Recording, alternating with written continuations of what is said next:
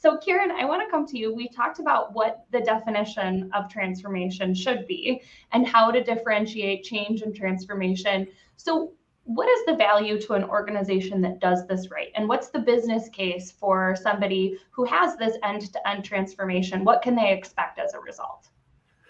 Okay, let me try and answer that one, because this is one I'm quite passionate about in terms of my explanation, because the business case can vary for organizations, because obviously different organizations around the globe vary, and that might be different things like increased capacity, reduced E&Os, improved SLAs, happier staff, happier customers, FT headcount reduction, or it could be all of those things. And that is the joy about automating or digitizing your processes or your business, because you gain more than one benefit. I call it a balanced scorecard of benefits that you get at the same time.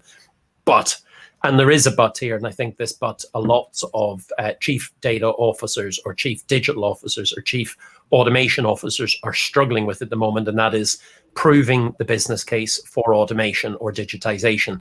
And by that, I mean, what is the dollar value that your program's actually creating? Now, while you can align your program to your business strategy, and you absolutely should, because you should not be sailing in two different directions, the difficult bit for lots of organizations and lots of automation or digital teams is actually quantifying the business value that their program turns around. And therefore they end up in esoteric or fluffy areas trying to explain, but we have happier staff, but no metrics like NPS, or we have happier customers, but no metrics in terms of SLA. My one is ignore all that for a moment. Of any program in any organization, because it's a commercial enterprise, has to return a dollar value. So if you do improve customer retention, and that's the goal of your business, it still has to turn into a dollar value. For example, improved SLAs, improved turnaround time should result in improved customer satisfaction.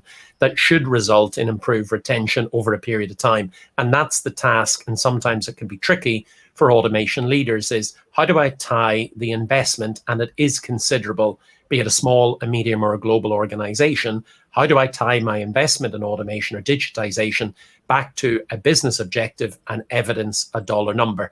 So the real answer is, if you can evidence how much your program has returned, and that impact has to be real in your P&L, not a cost avoidance or something that you talk to but can't prove on a balance sheet, then you really are in trouble. So for me, the business case is the dollar value return, no matter what benefit you exercise. And there is ways of putting a dollar value to everything. The question is, when you do put a dollar value to a benefit, is it in excess of the program cost? Because if it's not, I would take my money and I would do something else.